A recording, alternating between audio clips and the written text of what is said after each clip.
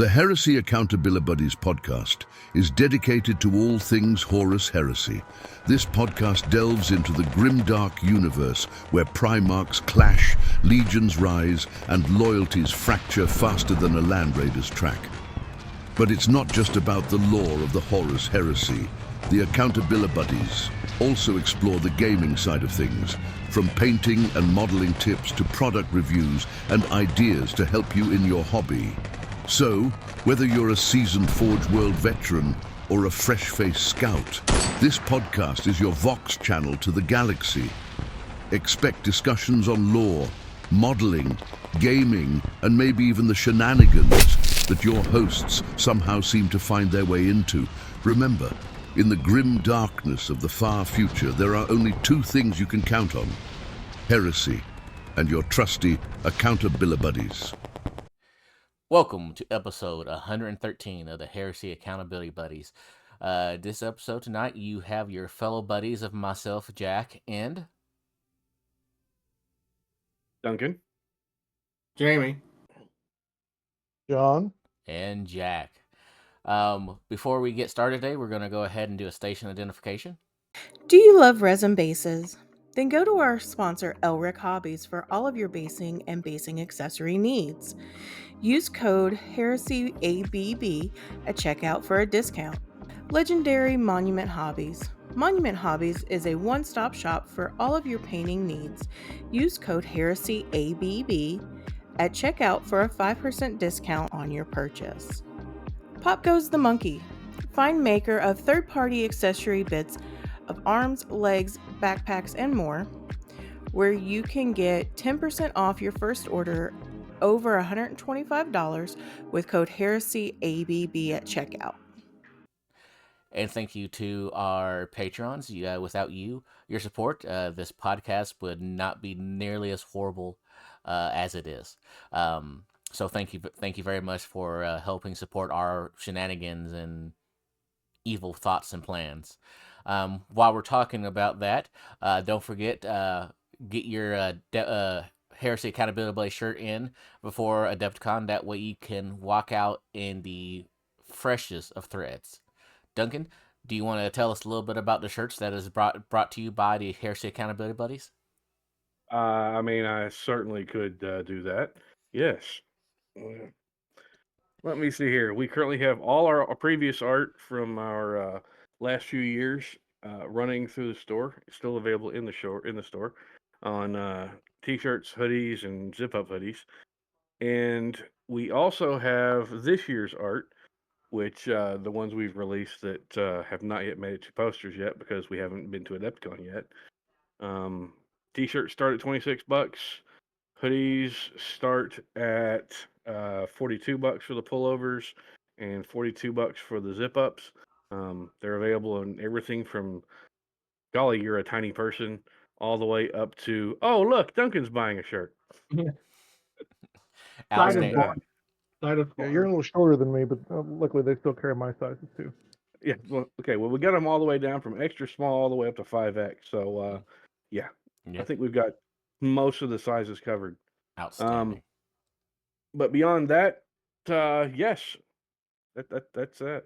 And we will be shutting the store down after Adepticon is over. Probably, I'm not even certain what the days of Adepticon are, but I'm pretty sure we're going to be shutting the store down right in the end of the month of April. So we'll give everyone a month after Adepticon to get the final stuff, and then close it down for about a year. Adepticon's Thursday through Sunday. Yes, I was thinking about the dates, but I can't remember dates of Adepticon because my brain doesn't brain when I'm sitting here braining at it. The 26th through the 31st, or 30th, pardon. Yes, those are days. Yeah, what we'll do is we'll probably keep it together through April. That way it's a little easier. Yes, that was what I was meaning. Absolutely. All right. So with that out of the way, let's go on to the shenanigans or hijinks. John, do you want to get us started on the news? You want to do the news? All right. The news. So the news-wise, we had the official Last week we had the drop of all of the Malcadors and the Harvest. This week, heresy-wise, really nothing came out that we could foresee. And then, in fact, we followed that up with a Heresy the Sunday pre-release article that had nothing Heresy again. Necromunda, we're getting a bunch of NPC and kind of upgrade characters in the form of a Ministorum delegation, House Onimoto Coven, Heretic Servo Skulls, Cadaver Merchants, Abyssal Ferrymen, and a creepy worm called the Servant of the Silent Ones. I bring these up because they have some really cool bits on them. Specifically, the Ministorum delegation and the Cadaver Merchant have some really fancy chain axes on them. And then the Onimoto Coven would be really cool for a Navigator sub-in or something like that if you're doing a little bit more Oriental-themed army. Never be afraid to steal Necromunda stuff to use for everything else. Everything's a Necromunda model, and Necromunda models work for everything else.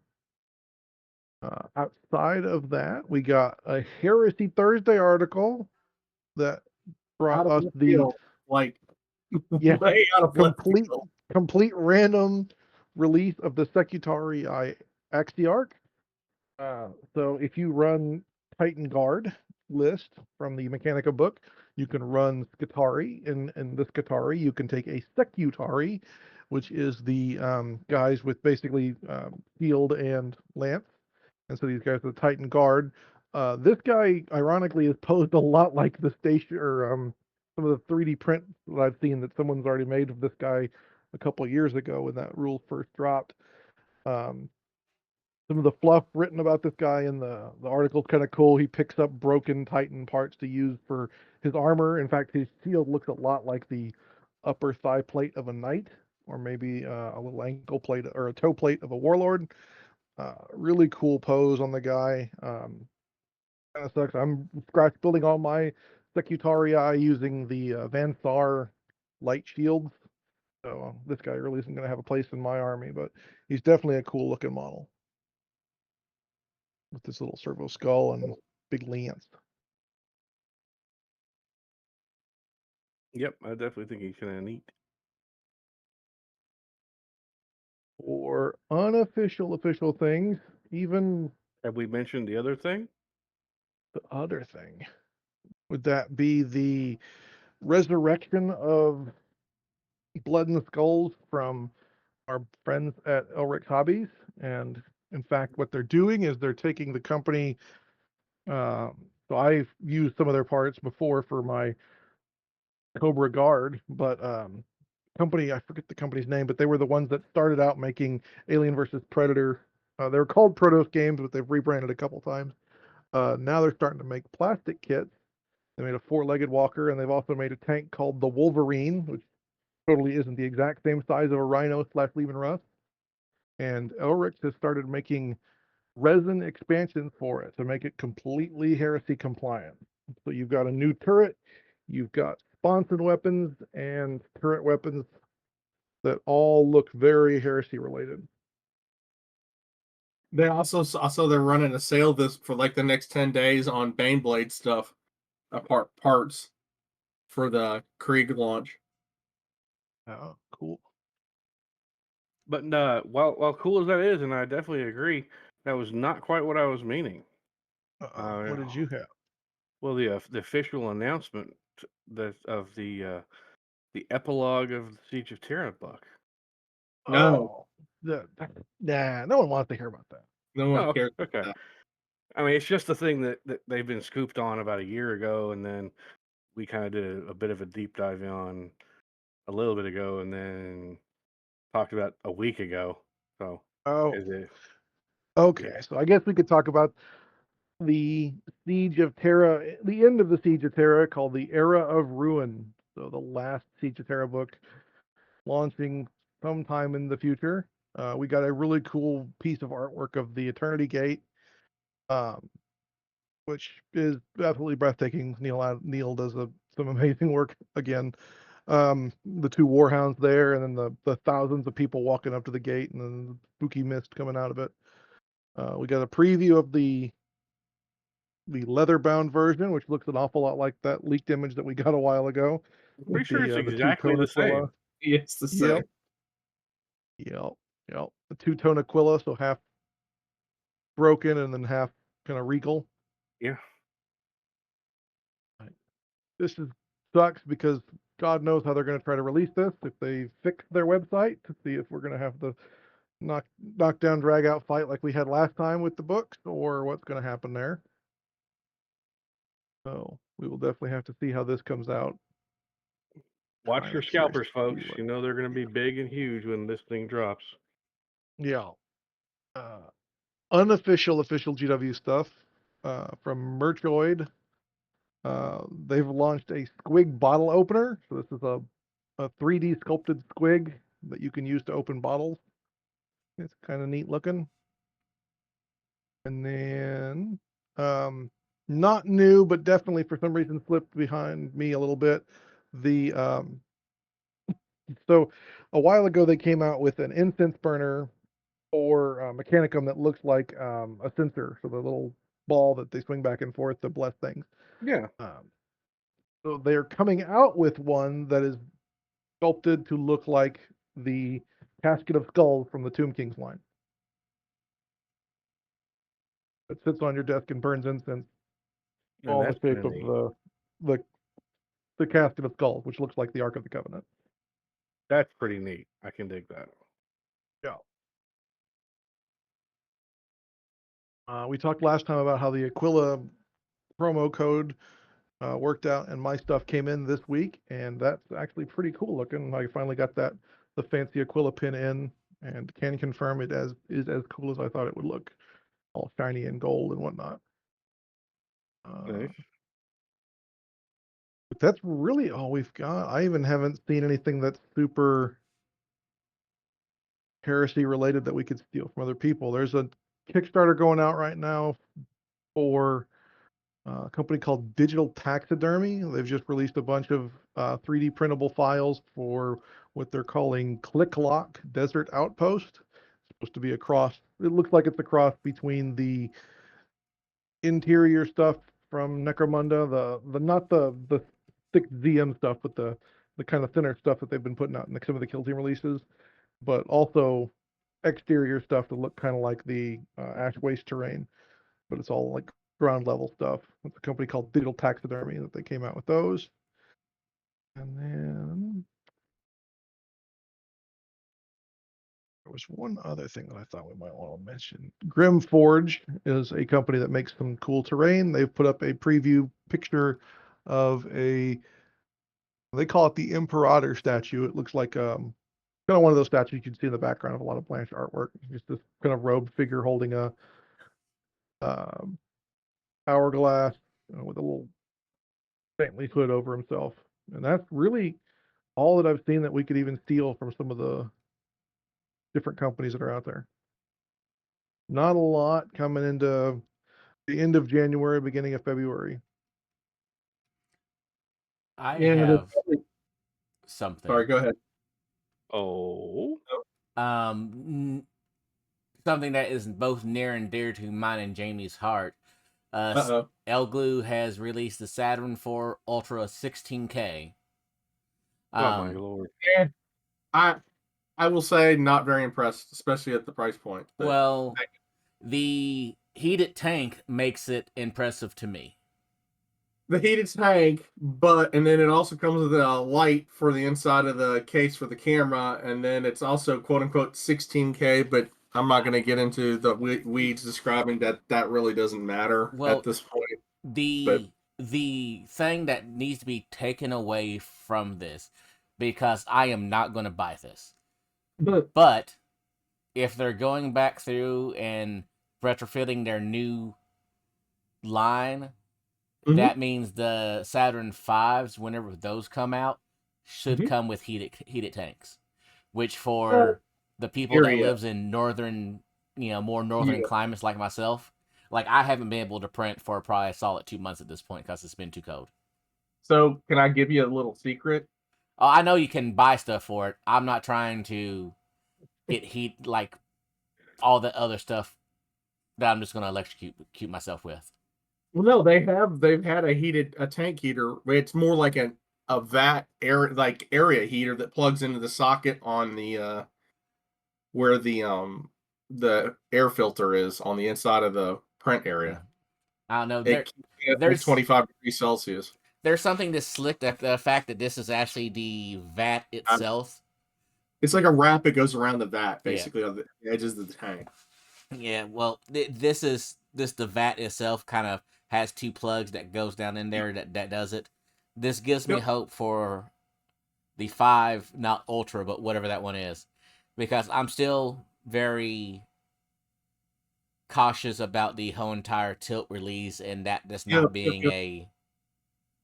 No, there's issues with it. I mean, it works well, but when you have to be super careful when you remove the tank or when you're filling it, because there's a big gap that you can spill stuff down in that you can't really close up because of that. Yep, that's why it comes with a bib.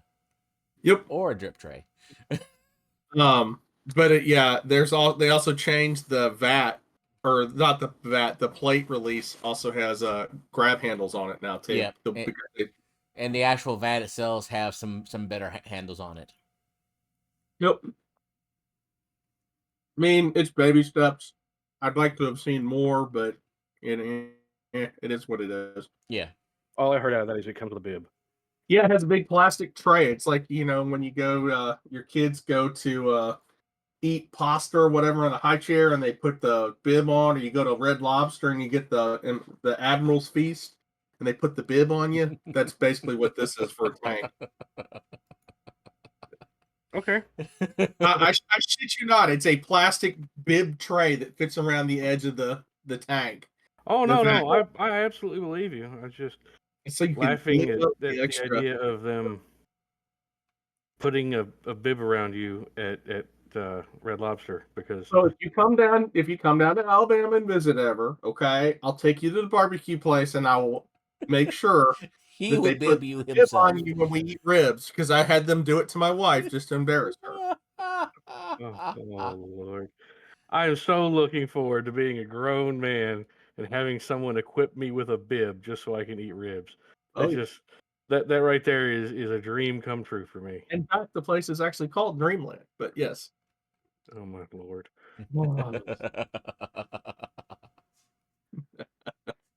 I'm horrible, aren't I? Anyway. I'm just not going to comment. I'm just going to go with, yeah, sure. Oh, man. Yeah. No, I mean, there's some other stuff. There's some other companies that put out stuff too, but I don't know. I'm kind of waiting to see what they end up doing, because this was kind of like an interim step, or like fixing some issues that they had with the 4K Ultra or the 4 Ultra. Yeah, so even the people who make their whole entire brand on the 3D printing was like, I don't understand the 16K, but heated vat.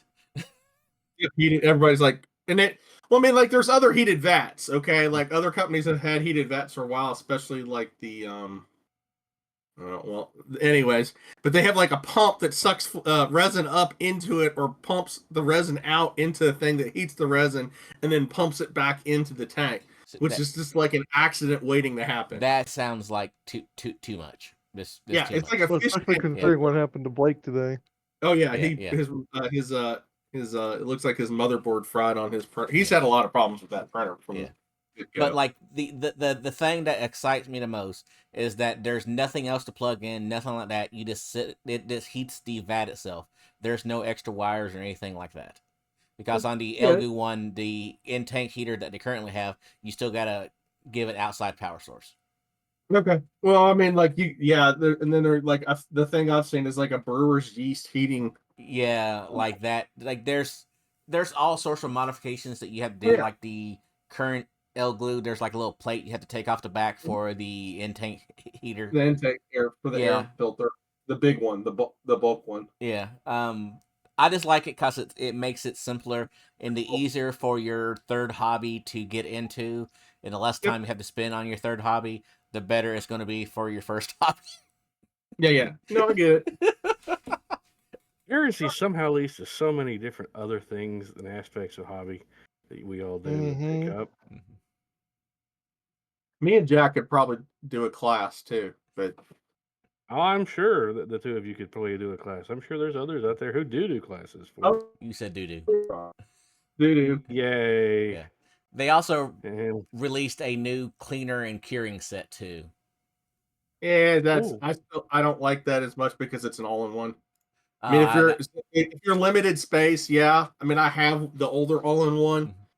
like the 2-in-1, but I like the 2 standalone ones because like you can print something, throw it in the cleaner, and then while you take that out, you're already printing something else. And then when that's done, you move it over to the curer when you put something else in the wash station at the same time. Whereas on those 2-in-1s, you can only do one thing at a time. See, So. I didn't realize it was a 2-in-1. Yep, it's a 2-in-1. It's a huge 2-in-1, like massive 2-in-1. Oh, They okay. made a bunch of improvements, but it's a 2-in-1. So Maybe I would like just the actual cure. I wouldn't care about the wash. the wash, yeah. Yeah, this because I have run out of vertical space on No, the I get it. on the current one I I mean, have. some people it's a big concern, and they think it's. I mean, it's legitimate. It's a big upgrade compared to the. Mhm. I think it's the Mercury 2, if I'm not mistaken. Mercury X. Mercury X. Okay, so the Mercury X is like a 2-in-1, and it's kind of limited in the space that it has in the washing tank. Mm-hmm. And then on the is it the original XS or is the 2.0? I can't remember. That's the two separate ones. I thought we were talking about the old one. The old one is called the Mercury X. New one is Mercury Plus V3. Okay, so the V3, it's a huge tank and huge curing area, but as again, you have to use the same base for both things. So, yeah, I don't know. It's kind of like if you were limited space. Like, I don't know how much this will help you because the tank and the curing area that you have to put on top or whatever still takes up a decent amount of room. So I don't know. Okay, so we're way off in the woods in printing stuff at this point. I think this is very valid in the news part because part of what we've talked about in the past has been 3D printing. So anything that makes it easier to get into, I'm a fan for. Yeah, and I think I'm probably going to have to just bite the bullet and start looking at one myself after Adepticon. I'm amazed you haven't already, John. I'm not going to lie. Yeah, to be honest with you. And like right now, all I'm doing is printing stuff for John.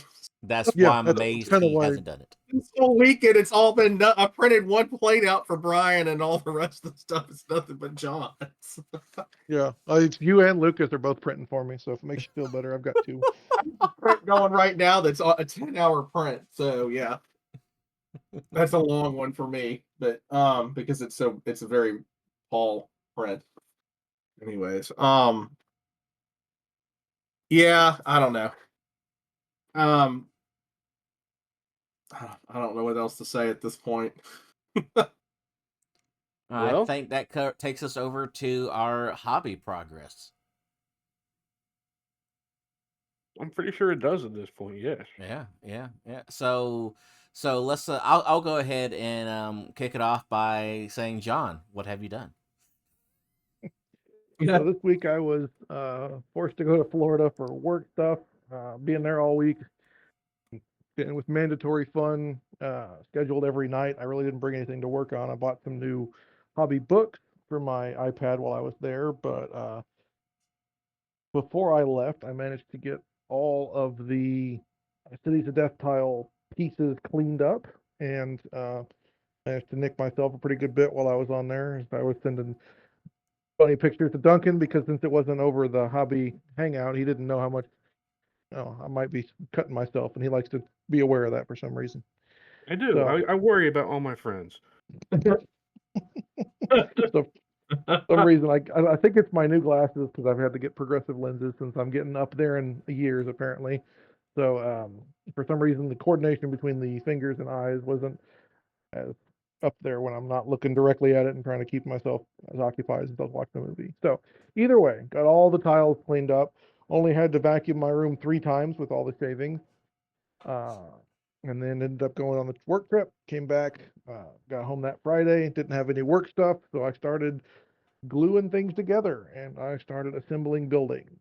So I have glued one set of road tiles together to try to make one road. I haven't glued them to the board yet or glued them from their sub-assemblies together yet, but I've got a sub-assembly ready to go for a road there. And then I started building buildings. I have one half-assembled building with a bunch of added extras. So on one side of the building, I've added a bunch of broken out windows and went in and added some rebar to where the broken out pieces should have been a little chunkier to kind of match what the old Cities of Death building had and some of the broken parts. And since I'm making slightly more together levels than what the old GW kits came with, they only gave you like one set of tiles for every, I want to say like one or two levels. Like it's nearly impossible to build a whole building out of these kits the way they were Yeah. designed. They gave you like 4 whole squares for what you need is like 30 at a time. But I've been putting plastic card together, thick plastic card with some Plastistruct 1/4-inch sidewalk tiles on top of that to make my own flooring. So I'll be adding that to these buildings to make it look like they're a little more together than some of the old GW stuff looked like. I can definitely say that the Cities of Death buildings, I never really wanted to build them because I thought they looked a little difficult to work on, and I was right. Holy crap, these things are hard to put together straight because there's really no guiding pins. I always had to use sanding and pin stuff. Yeah. And when I thought I'd gotten everything built together right on the ground floor, I started getting the second floor together, and somehow it's slightly off on that. So now I'm gonna have to do some more sanding and some preparing. And needless to say, I've got like 10 of these freaking things to build, and so I've got to speed myself up a little bit since we're down to, at time of recording, 58 days till Adepticon. Oh, So God, no. I know how to put it into higher gear. Well, Less than 10 weeks. Less than 10 weeks. Alert, alert. Everyone show up at the hobby hangout and paint your stuff. Have your stuff ready for Adepticon. all my armies are already done. At least I'm done with them. Yeah, I keep forgetting that. Thanks, Jack. So the other thing I did yesterday was I ran my first official just by me, I guess, event at Dallas Games Marathon. So we had an odd number of players, so I went ahead and sat out. I didn't bring anything to play with, so I was going to sit out anyway. But while I was there, I sketched out some stuff and talked with the owner some about making sure that we're going to try to promote these a little bit better and making sure that we've got some other stuff going on between events. He's talking about setting up bit trades as well as flea markets and things like that, try to bring out more gamers, make sure that we're getting the message out a little bit better. But definitely look forward to running some more events there so I can get back to my game running roots while I was working at the hobby shop before.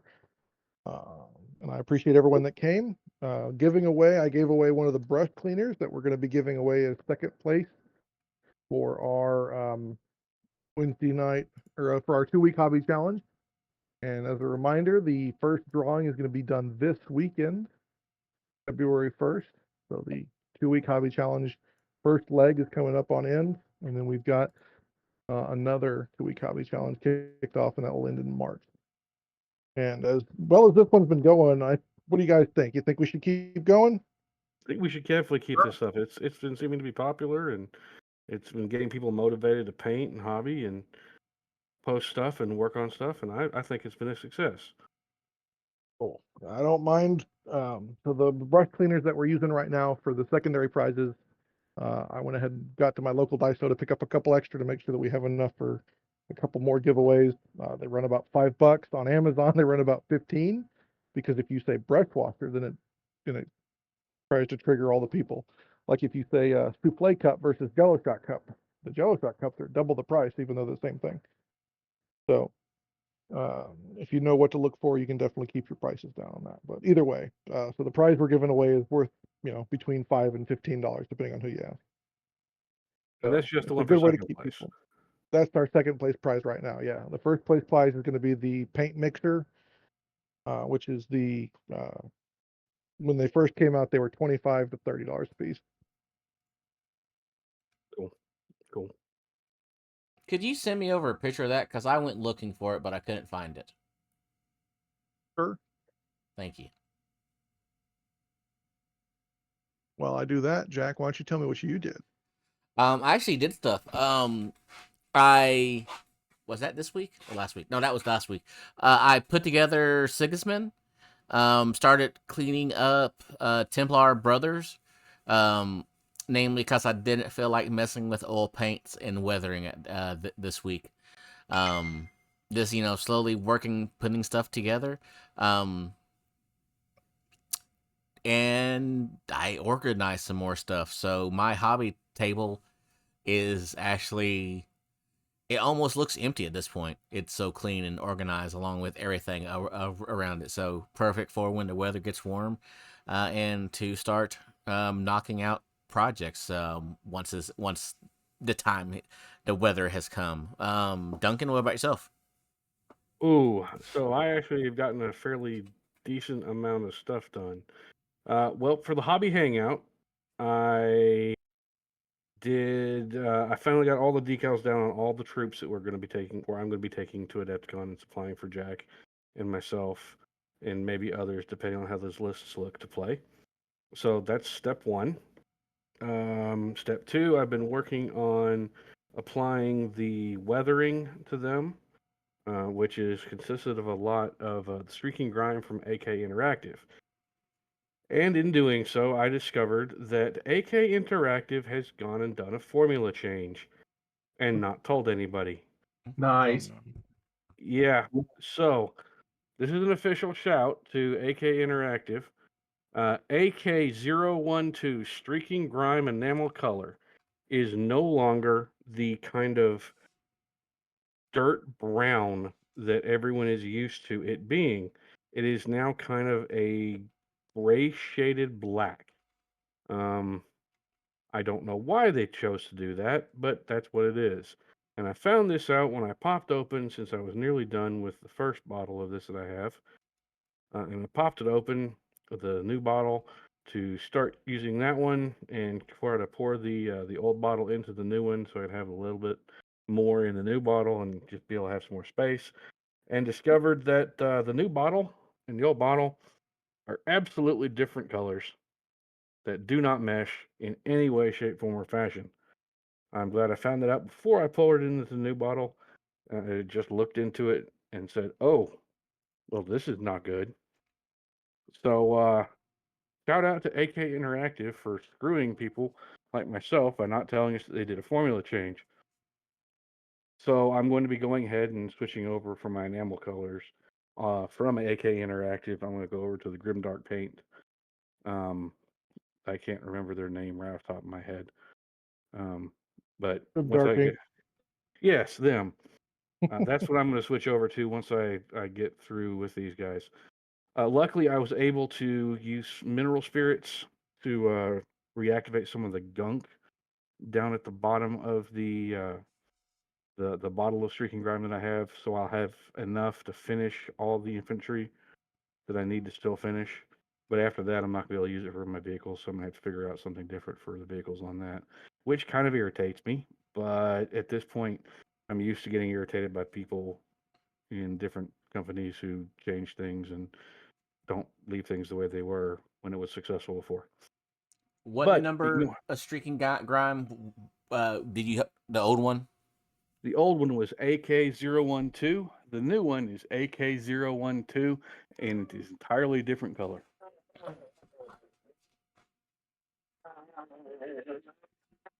If you want, I can get a picture taken of the two colors side by side.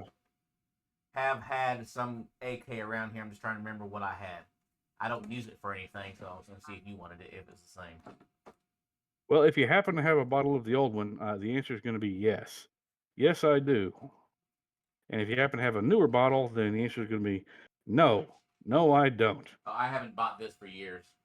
Oh, then you'll have the old bottles. So beyond that, like I said, worked on the World Eaters.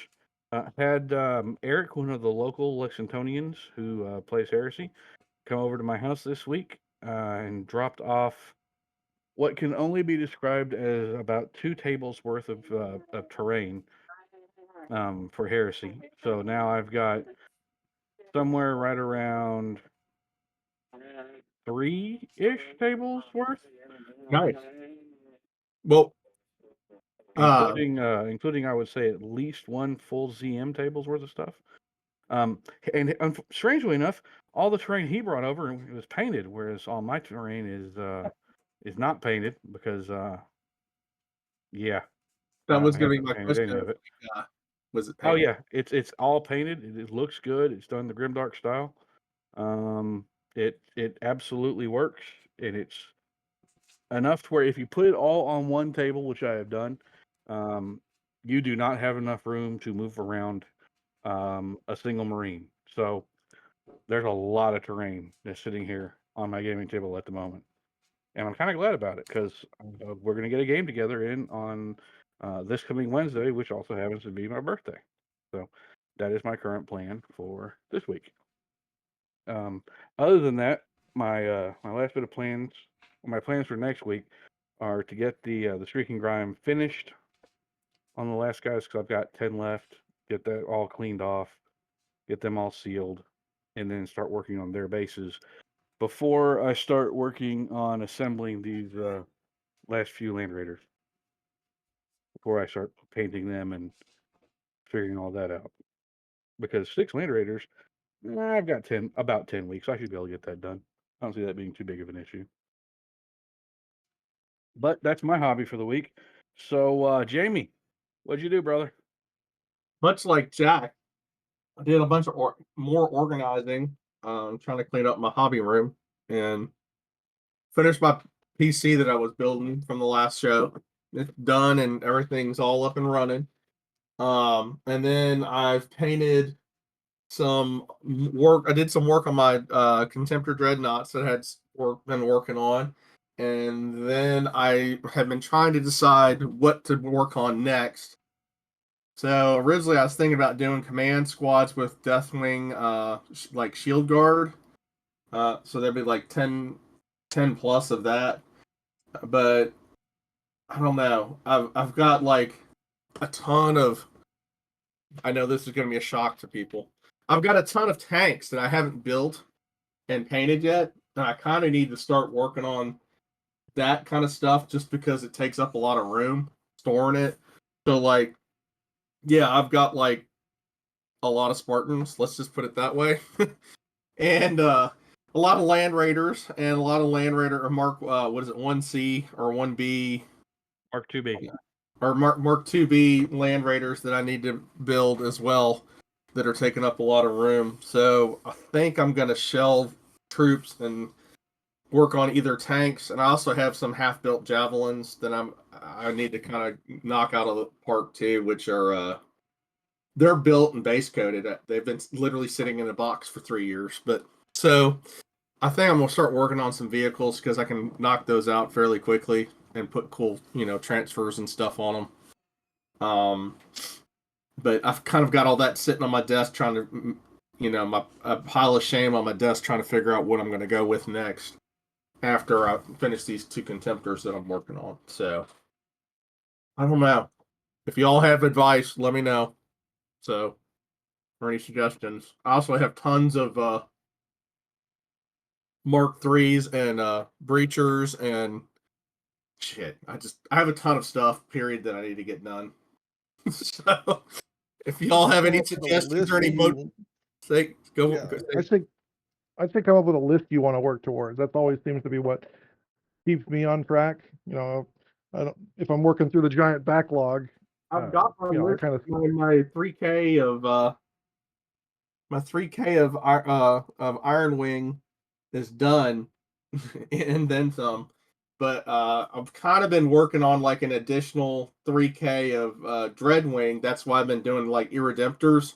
So I'm kind of been leaning towards maybe doing the Destroyer squads that I have, because I've got a bunch of them. But I've kind of been holding off to wait and see if they actually release like legitimate Destroyer squads this summer. That's my only fears. I mean, I've got tons of Mark IIIs and generics and parts that I can make whatever I need, but I'm just kind of holding off on those because of that. I do need Land Raiders for that. So I may just go ahead and just start cranking out Land Raiders because that's what a lot of my transports are for that army. So I don't know. I would go I ahead have and start working on the Land Raiders, brother. I mean, they're something that's once you've got it assembled. I mean, it's very blocky, so the paint. Yeah. As we all know, painting tanks can be easy or it can be as hard as you want it to be. Oh, I know. So I'd just say start working on the Land Raiders because with the way they assemble, and the way they knock out, I mean, I just do it because that way you can have more stuff actually produced, more stuff done and work done, and feel yourself more motivated to keep going. I mean, I have the newer Land Raiders are a little more difficult to build, but I mean, they just take a little bit longer. But I have both, so it's not a big deal. Yeah, I think that's probably the way I'll end up is getting those transports knocked out while I wait and see if they do anything with the Devastators. So, thank you. Is that it? Am I the last person, or? I think you might be the last person to do their hobby progress. So yes. All right, Well, let's see here. Do we have anything else hobby related on the agenda, or shall we move to the meat and potatoes as tonight's topic? I think it's time for the topic. Well, tonight's topic is hobby. Not just our hobby, but hobby stuff that we have found that people like and that we think is useful. The hobby sode. We're good at those. John, talk to us, brother. Yeah, so I kind of recommended this because we haven't had one in forever. But one of the things that I'd kind of noticed as I'm getting ready for Adepticon with all this stuff is not just organizing all the projects we're working on, but also kind of transporting the stuff around. So I've got these going to be big buildings coming up. I've got the ZM tiles that I took around into places and ended up breaking the ever-loving hell out of. So I'm having to repair. I had to repair pretty much every little diorama that I'd built with the 6mm figures and reinforcing those with extra pinning ribbons and things like that going around. And then I've also Joel Ivy decided that he wanted to clearance some things since he had a little bit of a water heater explosion, and so he put his Aeronautica Air Force or his 30K scale Aeronautica on sale. So I picked up 3 Storm Eagles to go with my 1 Storm Eagle. So now I have 4, and I've got my Fire Raptors as well as the Xiphons already. So trying to find transportation for all that together. It's definitely kind of interesting because I don't want to magnetize all my infantry, and I usually try to go ahead and battle foam all my tanks and things like that. But when it comes to those things, they just take up one tray by themselves. It's kind of annoying. But how do y'all transport your stuff for events? Since I'm looking at these larger pieces, what I've kind of devised is IKEA tubs for the basic, and then I've got some custom cut foam pillars that are going to go in between each one of them to kind of try to hold them separate, and then just hope for the best. Is going to be my main goal for the ZM stuff. For the building tiles, I don't know yet. So how do y'all go ahead and transport some of your more gangly things? Do you think about that while you're building them? I'm not gonna lie, I'm the worst when it comes to after I get this done, where am I gonna stick this at? Like look, rule of cool look first, and then like, oh God, what have I done? I'm trying to transport it. It's not even just transporting. It's like, where can I put this someplace where it won't break, and then I'll not get angry at myself for sticking it someplace. How do I store more stuff? Yeah. I have a shed for that, literally, but yeah. On top of more stuff. Cheap and easy. Duncan can vouch to this. Back when I first got into the hobby, I used rifle cases for tanks and infantry and all of that. Why it wasn't ideal, you could get a rifle case at Walmart at the time with the foam inside of it for I think $25. Yeah, And, Sam's Club, you can still get like the higher end ones too, yeah. usually pretty cheap. Yeah, that was a great stopgap slash. At times, I think about going back to that for the stuff that I don't use that often. If you already have foam of BattleTech variety or smaller, the if you have a Harbor Freight closer to you, their Bauer pack, pack and lock, pack and travel, pack and snap, crackle, pop. Their Milwaukee's stilling idea, where it's a bunch of What? interlocking trays and boxes and stuff. The battle foam fit inside of those for the milk crate looking one, and then all the other foams fit inside of all the other boxes. That's nice. If I am this making stuff and throwing it together with no paint on it, so I'm just kind of assembling stuff. The Again, at Harbor Freight, their storage, their 24 containment compartment storage container, they're like $4 or $5 at Harbor Freight. I have probably 6 or 7 of them right now with this models that I have put together, but yet I haven't put a paint job on because I'm getting all this stuff together at one time. That way, when I'm burning through the blues and all that good stuff, I'm just assembling lining it. And the next thing is my next word of advice is, for some of the stuff that you may have, be very creative with it. And by that, I mean, I have seen people with the Warlord Titans pop those out of Pelican cases slash the not Christmas, but Christmas totes with foam in them so they don't rattle around. That's what I did with my Stormbird. Because there's nothing to carry that stuff in. But like your Stormbird, like it's not like magnetized wings and all that, right? No, it's one solid piece. Good. Yeah. Yeah. Again, it was so cool. So this is going to sound a little crazy, but KR Multicase is a company that most of us have at least seen. They exist out there and they make their own stuff for carrying stuff around in. While I'm personally not a giant fan of the way they actually make their stuff, market their stuff, and sell their stuff, and their actual stuff in general, what I do think is a good idea is if you only need to transport something like to an event and then take it home and then not really have to pay attention to that thing that you transported in again. While KR makes their cardboard travelable and supposedly long lasting, you know what's also really durable and long lasting in cardboard? Alcohol bottle cases.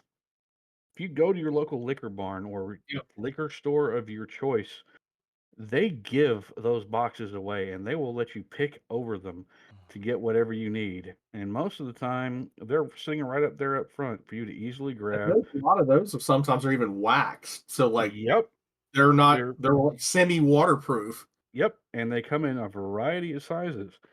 So if you have stuff you know you need to transport and stuff that you know you need foam for, you can find cheap foam online. It's not battle foam, but it's generic foam and pluck foam, cut foam, however you want to do it. It's still foam. And you can go there and you can get foam, and then you can literally just shove as much of that into the into those boxes as you need for whatever individual piece that you are trying to keep safe. And that's a thing that no one really ever thinks about. I mean, it's cheap, nearly free, mostly waterproof, and because of how much weight those things carry, they're durable and heavy enough, or they can carry enough to tote around tanks, armies, etc. So while I don't really think it's a great idea for long term, it is absolutely an idea for something you could do on the short term. All right, so here's mine, and I'm gonna throw out a little shout out to our friend of the show, Brian Byard, because he cued me in on this a long time ago. So I know a lot of people love the battle foam. And they kind of Heresy in most 40K have the standard size tray, which is like 15 by 12 by 10, if I remember correctly, or Yeah, 15 that sounds about 15 right. by 12, and then like whatever the height. Yep. So Battle Foam has their own stacker boxes, which are not like travel cases. They're like kind of like laminated or printed cardboard storage boxes, which I've actually seen people just transport their armies in that. Okay, so one of those boxes, and I'm not saying we're not sponsored by Battle Foam. Okay, Yeah, we are not. Absolutely use Battle Foam and everything. We're not sponsored by Battle Foam. But so like their boxes that they sell, okay, they're stacker boxes as they call them. The cheap ones are $20 a box, okay, and that's just it's a cardboard box, nothing special about it. That your foam goes in, okay. So there's these things, okay, that you can get. They're called banker boxes, and typically it's used for like storing files. And storing, like, if you get, like, your business gets audited, you have to have all your paperwork together for the tax people, the IRS, or you're just keeping files and need to store them and be able to semi-transport them around. So these bankers boxes, okay, they're the exact same dimensions as Battleform trays, okay? You can get, like, a 10-pack of them for, like, $20. And they're, as I said, they're 15 by 12 and then 10 inches tall. So like you could fit just about any of the super big, like not even up to Knights and like a Charybdis style foam tray in one of these banker boxes. As I said, the one of the Battle Foam boxes is $20, whereas you're getting 10 of these boxes. They're the exact same price. Have I told you the buy one get one free hack with Battle Foam?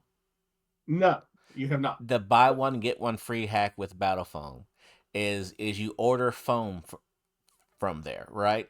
They have Right. to ship it to you. Correct. You don't throw that box away that they ship you the foam.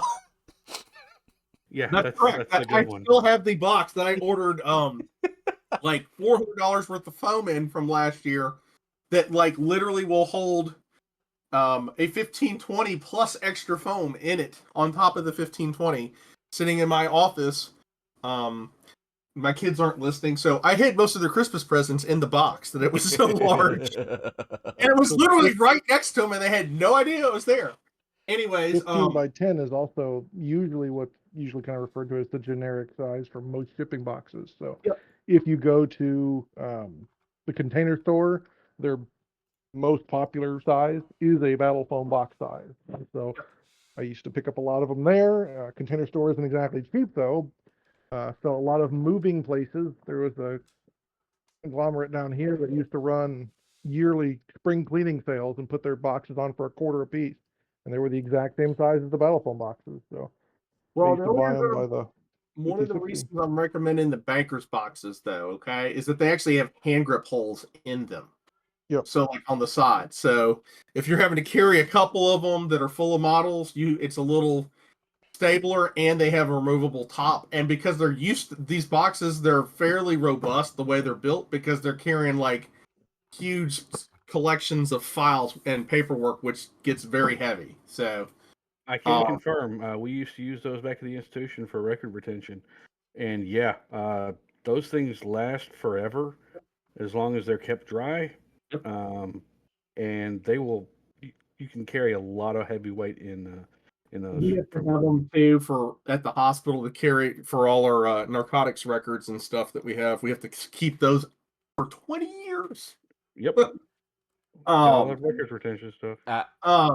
I just looked up online the old rifle cases I used to carry.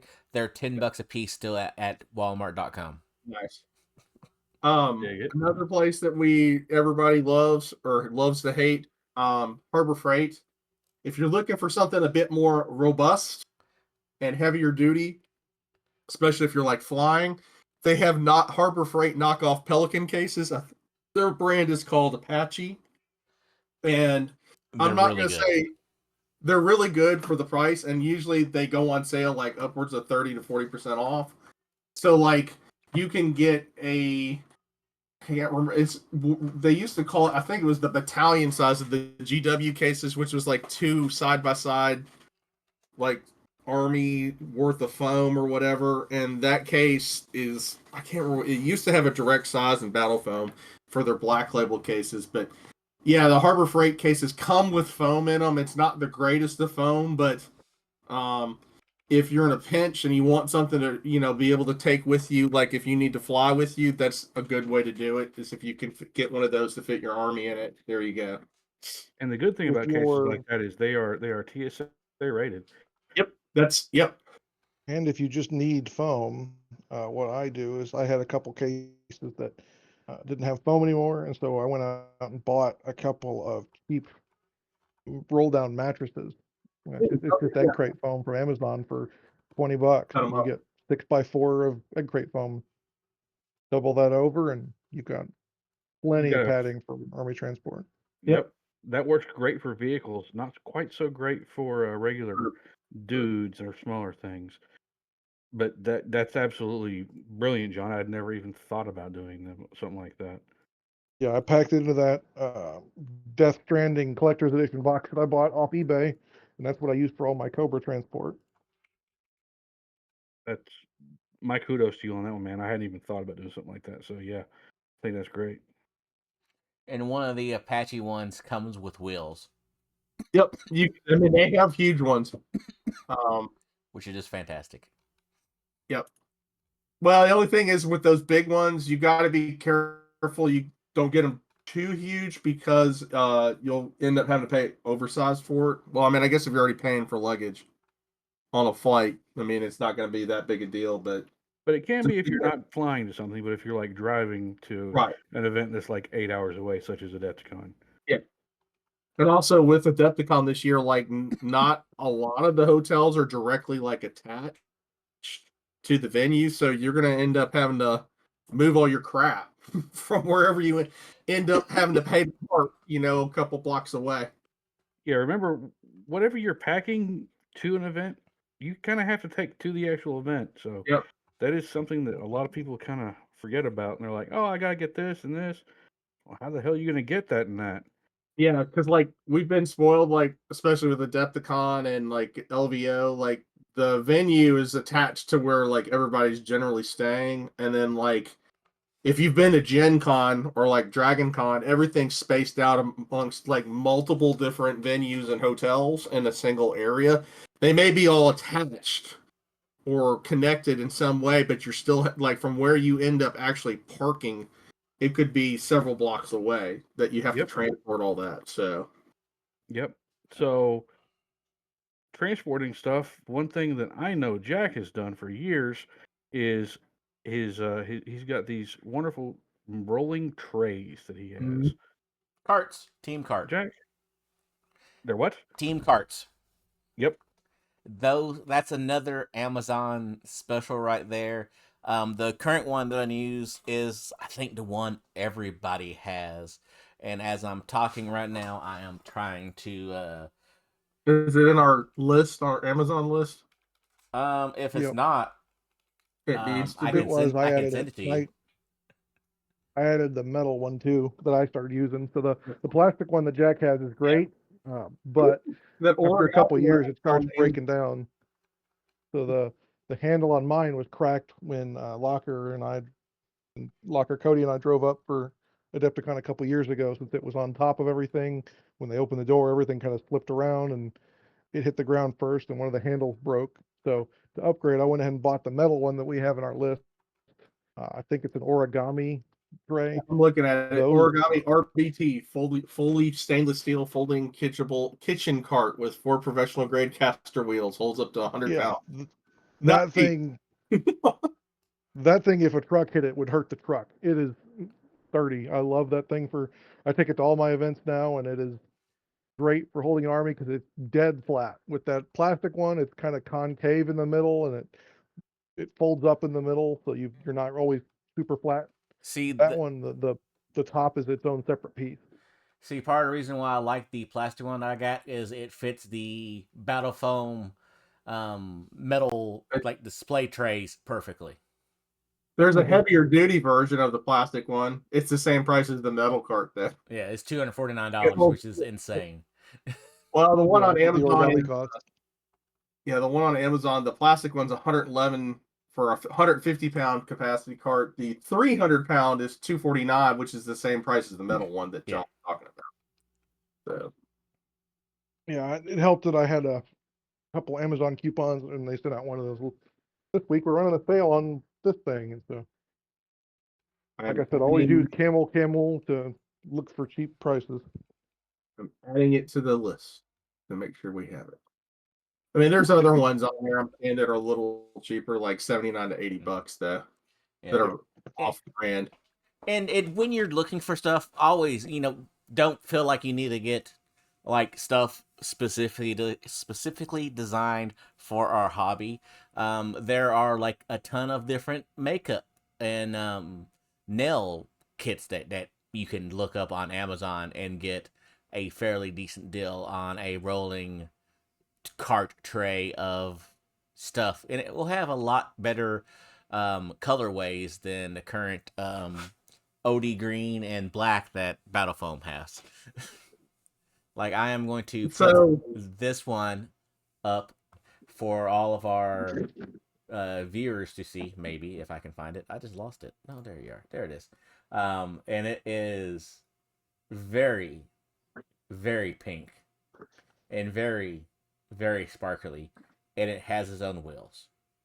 And I think it has 32 millimeter cutout in there already for makeup bottles. So along the same lines, transporting all your stuff from all your crap from your car, those fold up collapsing beach wagons, you know what I'm talking about?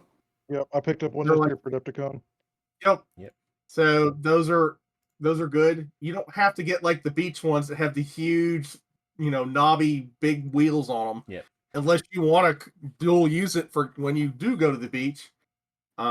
You can get the ones that have the smaller, not as big wheels on them, and they're a lot cheaper. They're only like $40 to $50, whereas the ones with the huge wheels on them so they don't sink in the sand or snow, I guess, are like usually around $90 to $100. So, but those are cool too, just because you could fit all your crap in it and drag it behind you or whatever, and some of the cool ones have like cup holders and stuff on it. So my Ollie's had the fancy one with the big wheels so went ahead and picked it up.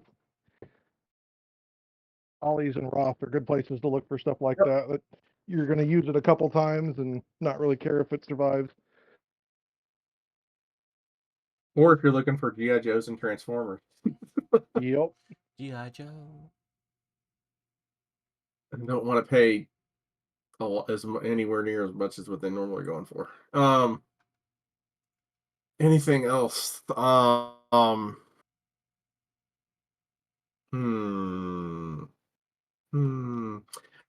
well. When you go to these events, a lot of times, I would say to bring a soft-sided cooler, soft-sided cooler with you. Not for beverages, but to store snacks and like stuff for you to munch on. I have a question that we may not be able to answer this podcast. Last year at our old place, we were upstairs with carpeted floors. This year, I'm not sure where we're going to be at, but I think we're going to be, and I can take this out. Floors. What's that? There are carpeted floors. It's carpeted floors? Okay, never mind then. You still may want to go ahead and go down your rabbit hole, Jack, because it's worth it. Okay. Yeah. You can buy the foam squares at, again, I'm going to throw out this place, Harbor Freight. They're $10 for like 4 1-inch squares that are, say, 2 by 2. So if you have, back problems, you don't want to stand on a hard surface for a long amount of time. Because hell, even if you don't have back problems, it's still recommended. Yeah. Yeah, when I worked in an office, I had those on my standing desk. Even though it was carpeted floors, it was still corporate carpet, so it wasn't exactly soft. Yeah. And these are corporate hotels, so yeah. And I'm not sure about the whole entire chair situation like a Debscon, last year. Yeah, I did a Kickstarter for some really fancy hold up to 400-pound beach chairs that have cup holders on them. I take those to every event I go to, along with the cart. So I would recommend looking for a nice, comfy chair if you're gonna. It's easy as not to fight with people about chairs. That's one thing that always, after a couple drinks You'll and see after a couple people games. throw down, like literally throw fists over chairs at conventions Yep. before. Yeah, So they like do. people laugh. I mean, I'm laughing about it right now, oh. but yeah, I mean, people do get violent about that stuff. I'm not gonna lie. Somebody stole my chair one year. I about saw red until I was like, you know what? I'm gonna go get a beer. I was gonna say, like the a lot of the heavier duty coolers, especially the ones that have wheels on them, they make good chairs. Or you can Yep. get padded tops for them because, like, I know that you can do that for like Arctics and Yetis and.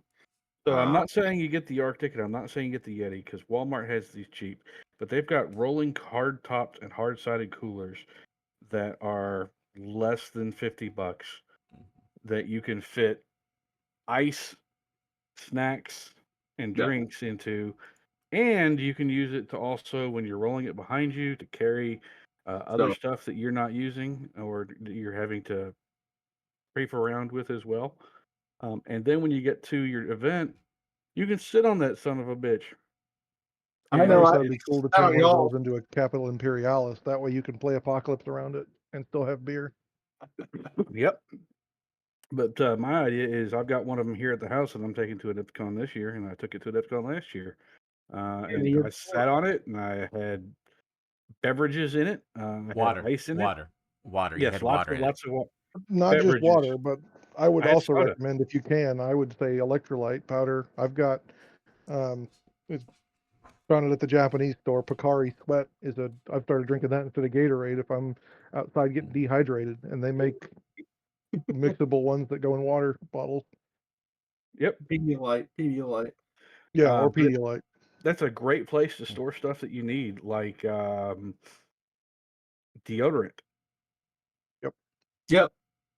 And Another thing, don't laugh. What is that stuff called? The foot powder. Gold Bond foot powder. Medicated foot powder.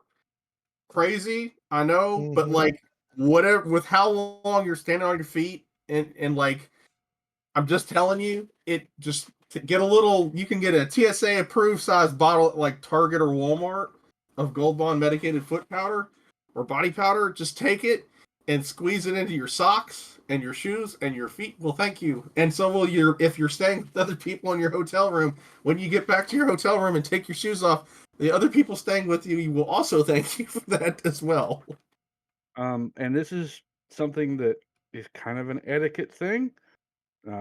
We've all been to events. We've all had issues where you can not smell yourself, but other people can smell you. Take a travel deodorant with you. Please. Throw it into whatever you're transporting. Use that to make certain that, just apply it between rounds, please. Your opponents will thank you. The people standing right beside you in the cramped quarters, play the games, will thank you. We here at the cast will thank you, because you will be seeing us, and we will absolutely be happy to not be stinking ourselves. And So up that alley, something Monty recommended and I started using almost daily is Fresh Body Company. They make a anti-chafing deodorant lotion called Fresh Balls. Yep. With a description like that, you can imagine where it goes, and it keeps yourself nice and dry. And that way you don't have to worry about mud butt or swamp ass, as well as keeping the front boys comfortable. There's also compression socks. Yep. Especially when you're getting older and of ill health. And broken down. Just go ahead and say old and broken down like me. Yeah, I'm not. I still have a fighting spirit. So what you're doing is your spirit's fighting, but it's losing. Yes, it's a slow, drawn out battle. That sounds about right for most of us, truthfully. I mean, none of us win that battle against age.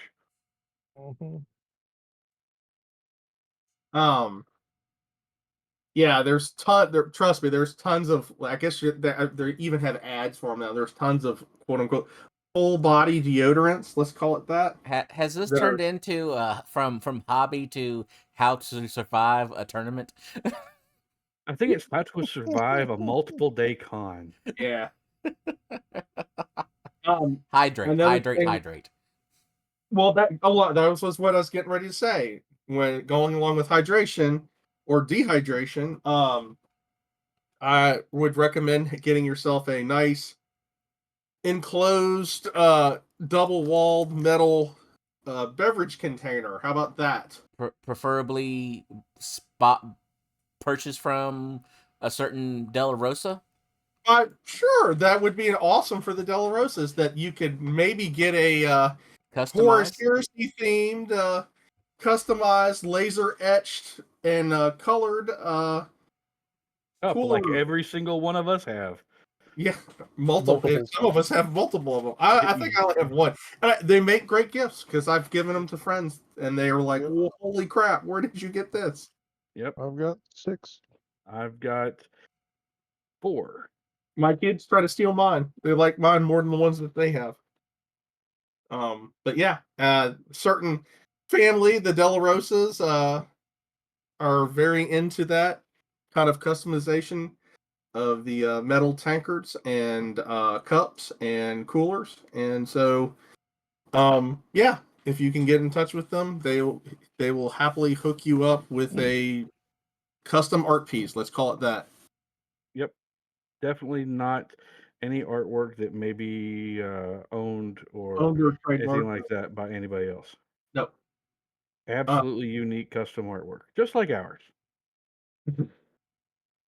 And I recommend the half-gallon size with the twist off with the twist off zipper top. But that's just me.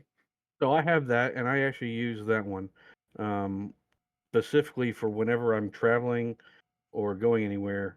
I fill it up with ice and water, and that is my go-to because sometimes you never know if the water somewhere is going to be funky tasting or anything like that, and Mm-hmm. I can just fill that thing up with extra water from water jugs or water bottles and sit there and drink on that. And it also lets you know how much water your intake is, so you can make certain that you're fully hydrated for a day, because we all know none of us drink enough water. I know We my might son drink drinks. too much coffee or too much soda or too much whatever, or whatever your choice of beverage is, but nobody really drinks enough water. So get yourself something like that. Monitor your water intake, because if you're going to a travel con or a travel event, you're going to get headaches. Yes. The longer you're standing, things are going to start to hurt. You're going to go to the bathroom more. If you're consuming adult beverages of any kind, you're going to go to the bathroom even more, and you're going to get sore. Your feet will hurt, your legs will hurt, your back will hurt. Your whole body's going to ache eventually, and you're going to have to sit down and do stuff. And caffeine's a diuretic too. On Yep. top of it, makes you Yep. pee more, and also will end up getting at some point you'll get kidney stones. So. Like myself and Jamie have on a regular basis. So make certain you're monitoring you get enough water every day of that con, because that's one of the biggest things you're going to be able to control your intake of, and hopefully feel better during the con, be more attentive during the con, and enjoy yourself more. Even if Also, you go ahead. Sorry. take, if you have if you can take ibuprofen, if you can take Tylenol, take a travel bottle of those with you as well. I promise you, you might need them, and if not, someone around you absolutely will. They will also thank you profusely for them, because they're going to need it. Especially if they're having kidney stones. Yeah, especially if they're having kidney stones at DEFCON, and like I was 2 years ago. That was hell. Mm-hmm. Thank you to everyone who helped me out with ibuprofen and Tylenol, because I did not have enough.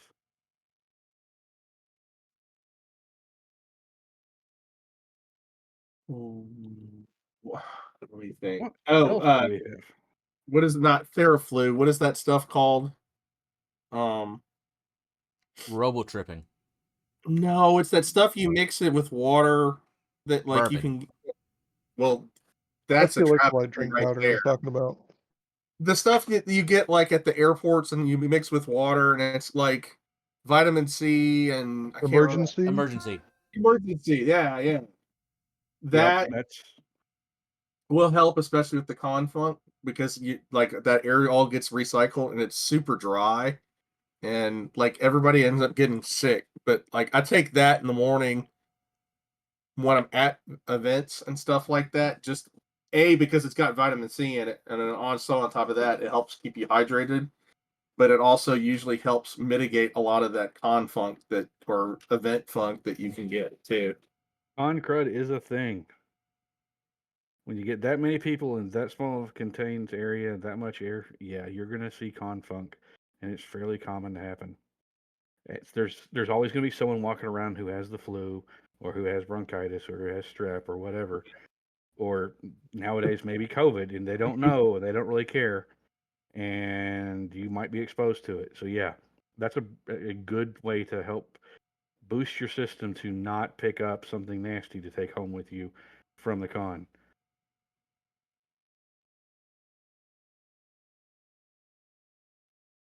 Um,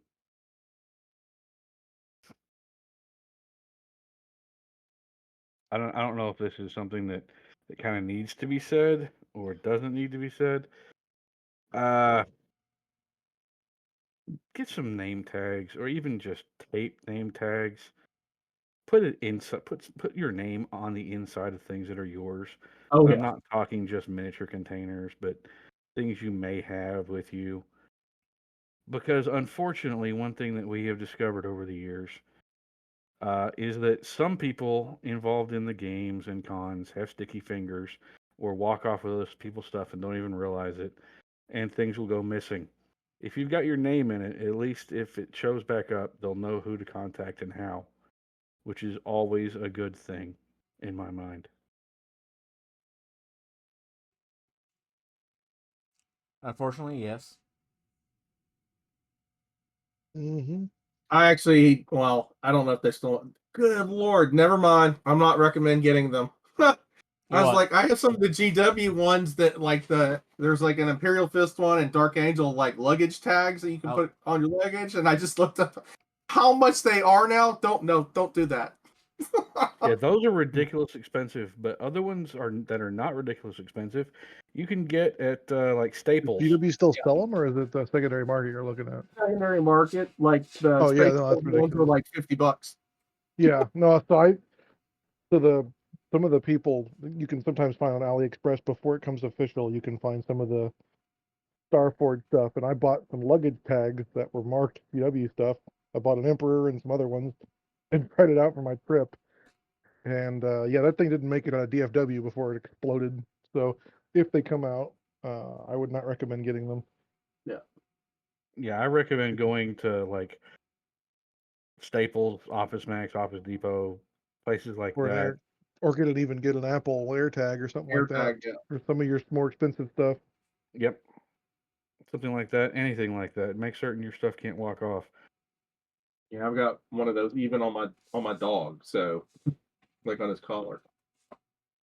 And he does walk off. He does Mm-hmm. as much as my children. Oh Lord, Jamie. I have stories if you want to hear them. We all have stories. No, of my children like escaping like venues and like ditching us to go because they didn't want to be with us at the age of like 2 or 3, and walking and like trying to leave. Somehow, Jamie, I am not at all surprised by this, my friend. Yeah, there's a reason why we put air tags on our kids when we went to Disney World this year, but That just didn't seems tell them that. sensible to me. Huh? That just seems sensible to me. Well, we hit them in Yeah. their shoes, like underneath their sole, in the insoles of their shoes. We put them underneath, cut out in the foam, and put them in there, and they like then didn't even know the difference. So There you go. There are all kinds of things that you can do to help yourself survive a con, to help yourself travel. We do not have an exhaustive list. We have lists of stuff that works for us. There are other guys out there and gals out there who have done the same for just as long as us, if not longer. If you have questions, use your resources. Reach out to us, reach out to other people who have done this for a while, and figure out what will work for you. What works for us is not always 100% going to work for you. So just remember, it's your hobby. You're going to the event to have fun. Make yourself as stress free as you can while doing it. Heartburn. Don't forget the heartburn pills. Oh yeah, like a USB battery pack too, but or your Yeah. Part phone. of my everyday carry at this point. Yep. Yep. All right, so Anybody else that's got less any other hobby and suggestions? more going to an event. The Event Survival Guide 2025. Yeah, the other hobby, I guess, hobby-wise things. We talked a little bit about some of our con projects. Is there anything that you're worried either not making it on time or anything that you're going to have to hurry up on? Well, I mean, I'm not going to the Adepticon this year, so like I don't have an army that I have to get done, but what I do have to get done is printing stuff for you and Brian. Yeah. So Yeah, I've got the tables to finish up, the secret projects to finish up, and then I think for army-wise, I'm just going to take the all Sentinels list just to make it easier on myself since that's already done. I'm like I said, I'm still working on the World Eaters. I'm sure I'll have them done by Adepticon. I mean, if I've done multiple other armies in the past years, to have them ready with less time than this for Adepticon, I'm certain that at this point, how far along I am with these guys, making them look the way I want them to look, everything else, yeah, I'll be just fine. But other people out there may not be. Wonder how they can possibly find some motivation to help themselves cross that finish line.